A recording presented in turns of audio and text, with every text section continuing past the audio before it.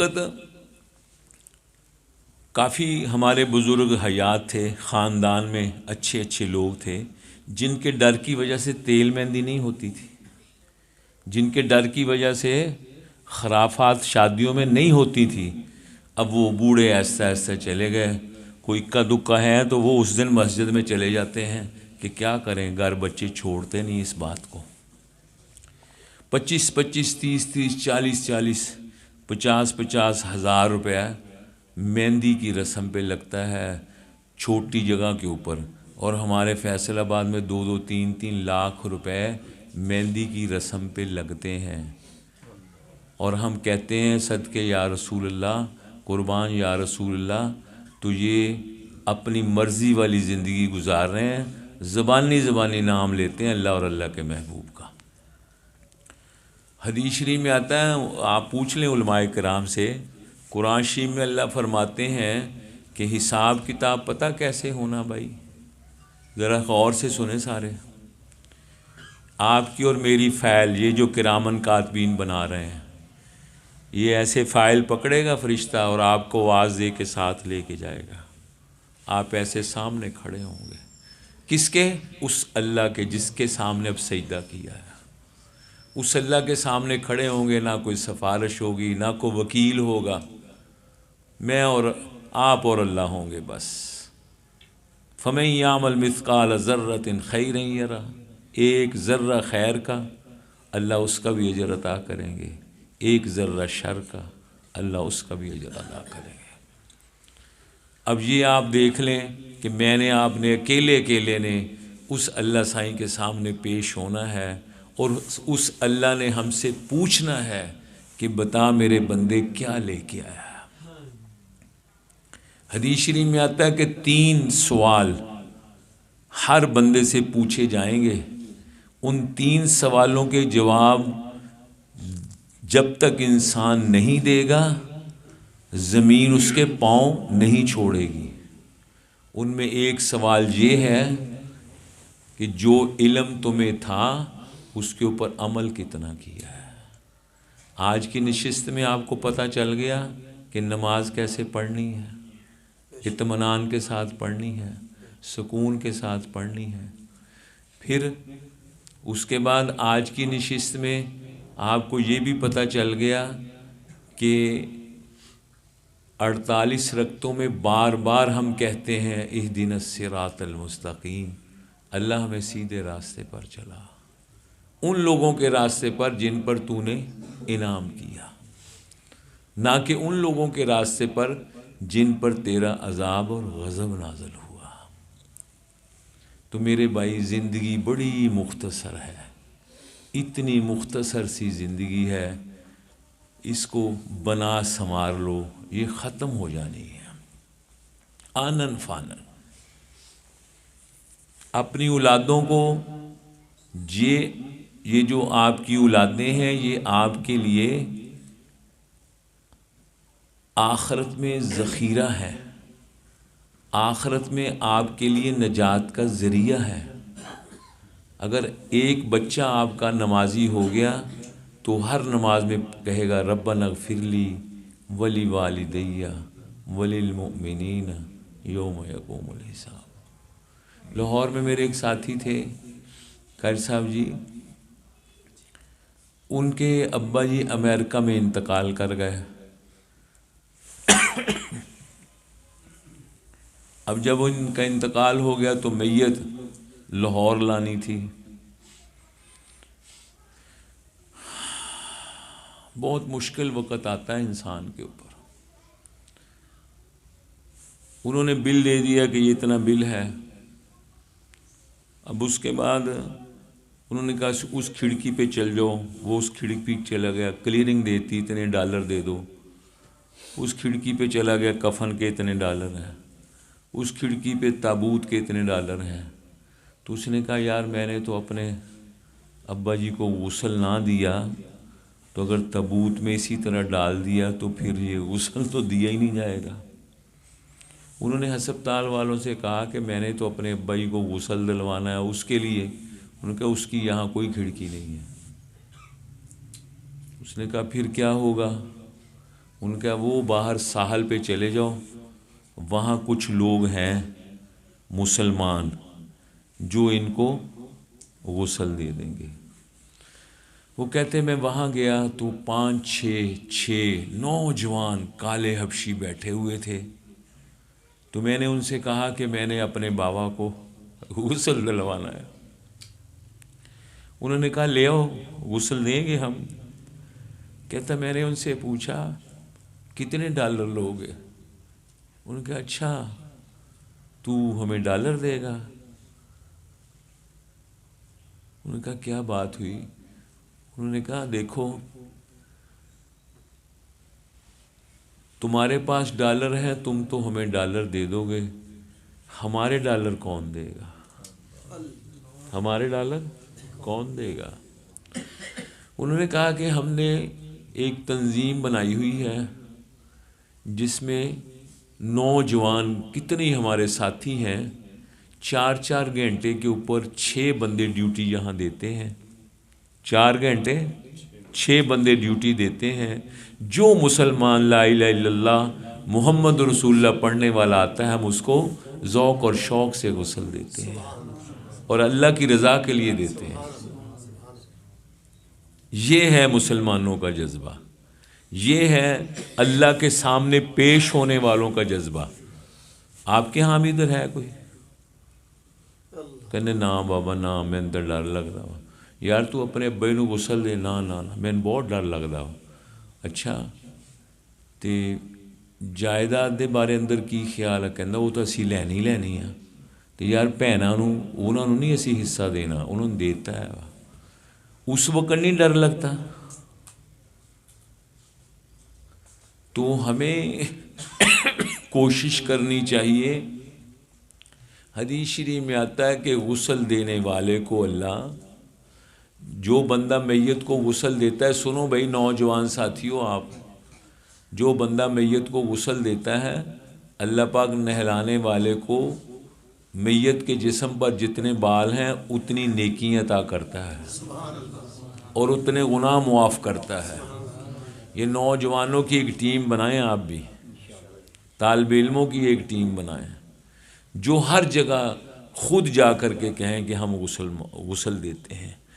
عورتوں میں بھی اس وقت بہت رسم و رواج بڑھ رہے ہیں، اور عورت میت کو شلوار پہنائی جاتی ہے ہمارے ہاں فیصل آباد میں ہے جی، عورت کے لیے، مرد کے لیے 3 چادریں ہیں، 3 کپڑے ہیں، عورت کے لیے 5 ہیں،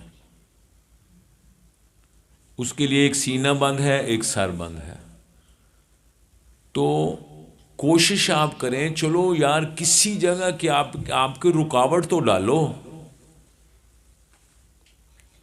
علماء کرام اس لیے خاموش ہیں کہ علماء کرام اگر آپ کی مسجد میں کوئی بات کرتے ہیں نا، مثلا علماء کرام نے تقریر کی، آج کی ان کے جمعے کی تقریر ہے کہ یار بھائی وراثت دینی چاہیے، بیٹیاں دا حصہ دینا چاہیے وا، اللہ ناراض ہوندے آ، اللہ نے حق رکھے ہوئے۔ اب جنہوں نے نہیں دیا انہوں نے نماز کے بعد کہ مول صاحب تو ہور کوئی مسئلہ نہیں آندا، یہی مسئلہ آندا ہے۔ اچھا مول صاحب ہوں سوچن لگتے میں کی کما انہوں، اگلے جو مول صاحب کہندے یار جڑے مقروض آ قرضے انہوں نے ادا کرنے چاہیے، کسی دا لے کے۔ اللہ دے محبوب صلی اللہ علیہ وسلم جب میت آتی تھی پوچھتے تھے اس کے ذمہ کسی کا قرضہ تو نہیں ہے؟ اگر قرضہ تھوڑا بہت ہوتا تو خود عطا کر دیتے تھے، ورنہ اس کا جنازہ نہیں پڑھاتے تھے۔ اب مول صاحب نے تقریر کی تھی یار قرضہ لانا چاہیے وا، ایویں کسی دے پیسے دبنے نہیں چاہیے، اور پھر نماز تو بعد جنہوں نے یہ کام کیتا کہ مول صاحب ہور کوئی مسئلہ نہیں آندا، یہی مسئلہ آندا ہے۔ آپ مسائل سنتے بھی نہیں ہیں، کو مول صاحب مسئلے دس دے ہون کہندے یار تانوں یہی مسئلے آندے۔ اب بتائیں کون سے مسئلے آپ کو بتائیں؟ مول صاحب کہتے ہیں کہ جس گھر میں میت ہو جائے اس گھر میں 3 دن چولہا نہیں جلنا چاہیے، رشتہ دار کھانا کھلائیں، اس کی دلجوئی کریں۔ نوجوان بچہ فوت ہو گیا، اس کی اہلیہ بیوہ ہو گئی، بچے یتیم ہو گئے، اور ہم سب ہاتھ دھو کر کے بمے مول صاحب بمے پیر صاحب ککڑ کھا رہے ہیں. کیسی عجیب بات ہے، کیسی عجیب بات ہے. تو یہ ہمیں یہ ساری چیزیں روکنی ہیں.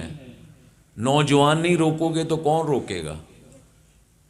تہیہ کریں آج سے کہ ہم نے کسی میت والے گھر سے کھانا نہیں کھانا، اور کوشش کریں کہ جس گھر میں میت ہو جائے بڑھ چڑھ کے آگے جا کے اس میت کو غسل دینا.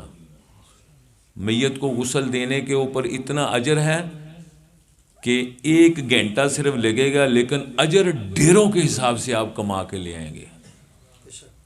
میت کے جسم پر جتنے بال اتنی نیکیاں، جتنے گناہ ہیں آپ کے، جتنے بال ہیں اتنے آپ کے گناہ معاف. اور پھر وہ میت کل قیامت والے دن آپ کی سفارش کا ذریعہ بنے گی کہ اللہ اس نے مجھے غسل دیا تھا. تو اس لیے کوشش کریں کہ دین کے کاموں میں آگے آگے ہو کر کے حصہ لیں. میت والے گھر سے کھانا نہیں کھانا، یہ تہیہ کر لو آج کی نشست کا. 5 وقت کی نماز تکبیر اولیٰ کے ساتھ پڑھنے کا اہتمام کریں. یہ آج کے دن میں آپ کے علم میں بات آ گئی، کل پوچھا جائے گا، اللہ نے پوچھنا ہے بتا بھائی یہ علم ہو گیا تھا پھر عمل کیوں نہیں کیا. تو وہ جناب انہوں نے کہا کہ جی ہم اللہ کی رضا کے لیے 6 بندے ادھر غسل دیتے ہیں. انہوں نے غسل دیا، پھر وہ اس کو تابوت میں لے کر کے لاہور آ گئے. لاہور میں ایک میت پہ جانا ہوا. پہلے تو انہوں نے میت کو گھر نہیں آنے دیا. میں ساتھ تھا، ہسپتال سے ہمارے جاننے والے تھے. انہوں نے کہا حافظ صاحب یار گراج دے وچ ہی رکھ دو. ایسا موسم تھا، ایسا سردی والا موسم، اندر نہیں جانے دیا. پھر انہوں نے ان کے کپڑے جلا دیے، ٹھیک ہے. پھر انہوں نے نہ ان کا بستر اندر جانے دیا، چارپائی بھی کسی کو دے دی ہے. تو یہ ہمارا بھی قصور ہے. معاشرے میں ہم نے نہیں بتایا، علماء کرام بھی اس کے ذمہ دار ہیں. اگر ہم لوگوں نے کوشش کی ہوتی، ہم لوگوں نے بتایا ہوتے ہیں جی، باپ کی قدر بتائی ہوتی، غسل دینا بتایا ہوتا. ان کے 7 بیٹے تھے، 7 کے 7 میں سے کسی نے ہاتھ بھی نہیں لگایا. پھر جس گاڑی میں لے کر کے گئے اس گاڑی میں کوئی نہیں بیٹھا، پھر کندھا کسی نے نہیں دیا. تو یہ ہمارا سلوک ہے اس باپ کے ساتھ جو 1 کروڑ 2 کروڑ کی جائیداد چھوڑ کے جا رہا ہے، اس کے ساتھ ہمارا یہ سلوک ہے. تو یہ ہمارے ساتھ بھی سامنے آئے گا. حدیث شریف میں آتا ہے کہ جو شخص اپنے باپ کو ایسے محبت سے دیکھتا ہے، فرمایا 1 حج اور 1 عمرے کا ثواب ملتا.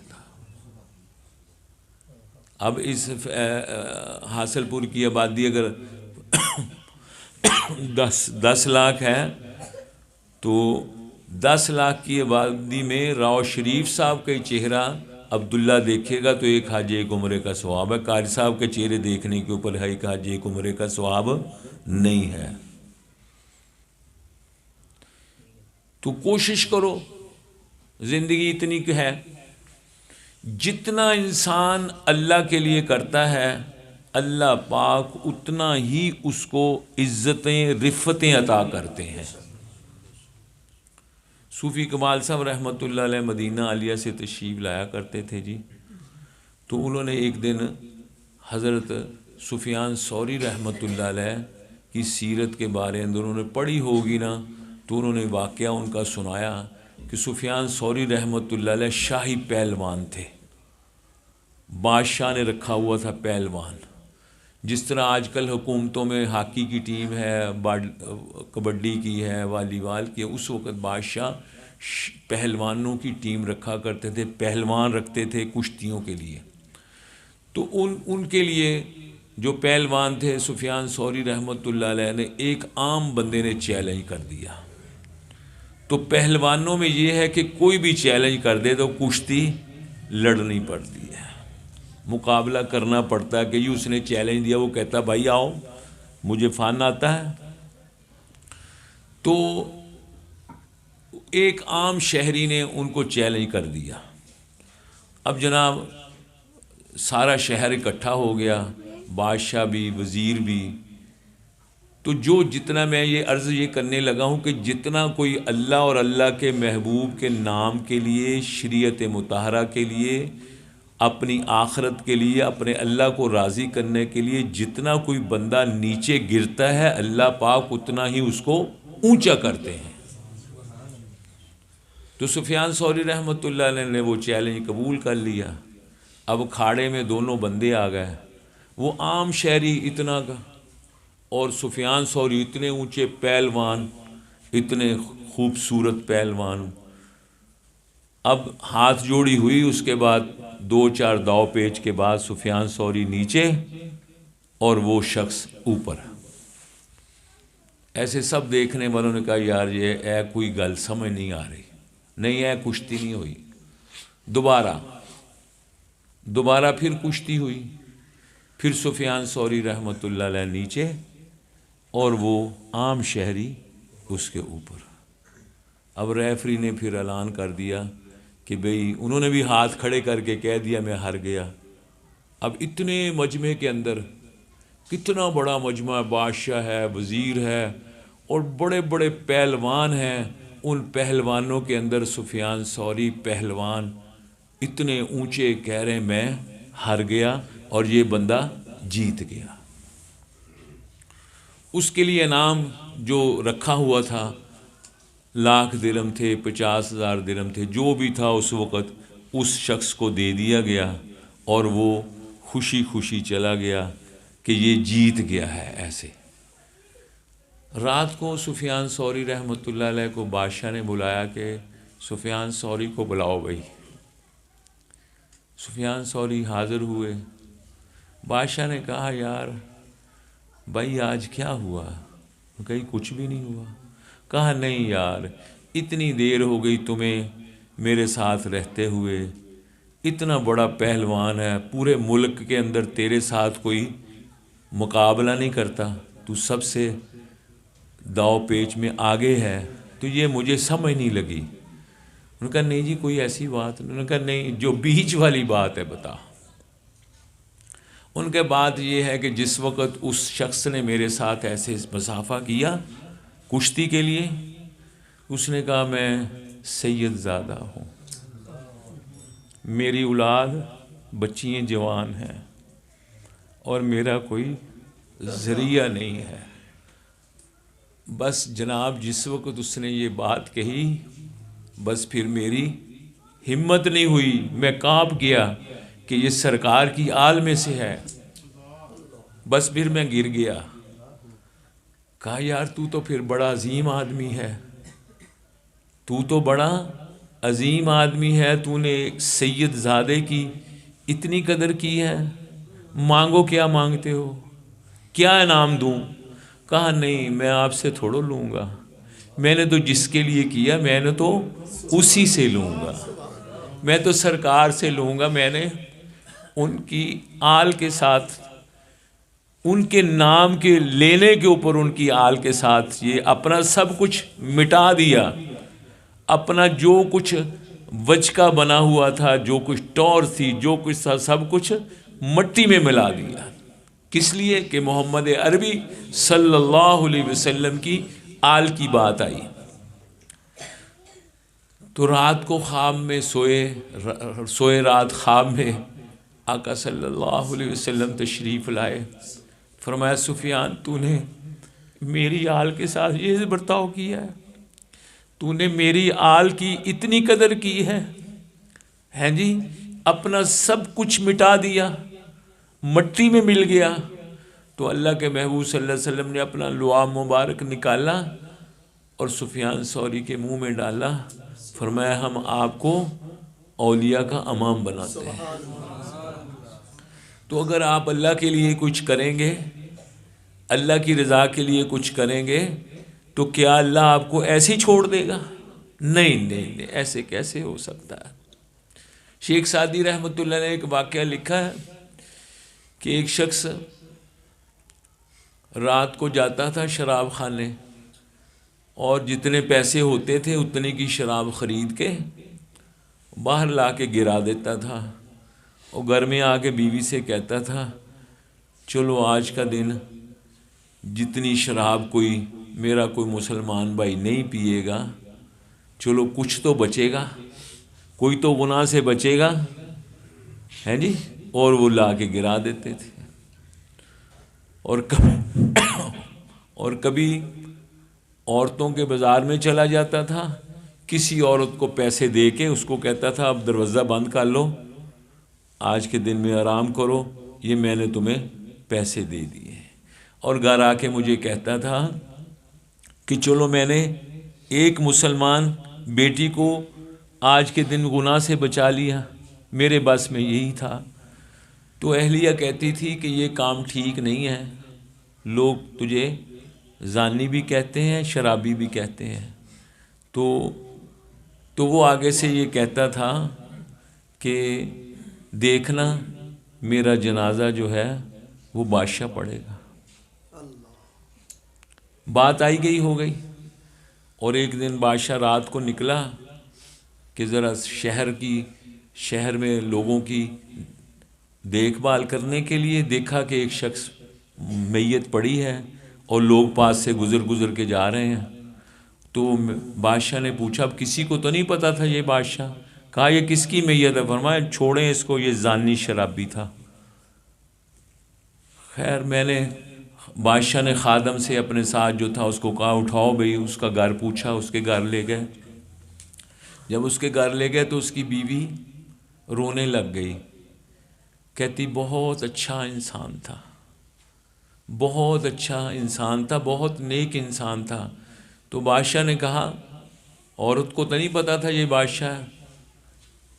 بادشاہ نے کہا کہ باہر والے لوگ تو کچھ اور کہتے ہیں، یہ زانی ہے، شرابی ہے. کہتی وہ صحیح کہتے ہیں، یہ روزانہ یہ کام کرتا تھا، لیکن کس طرح کرتا تھا؟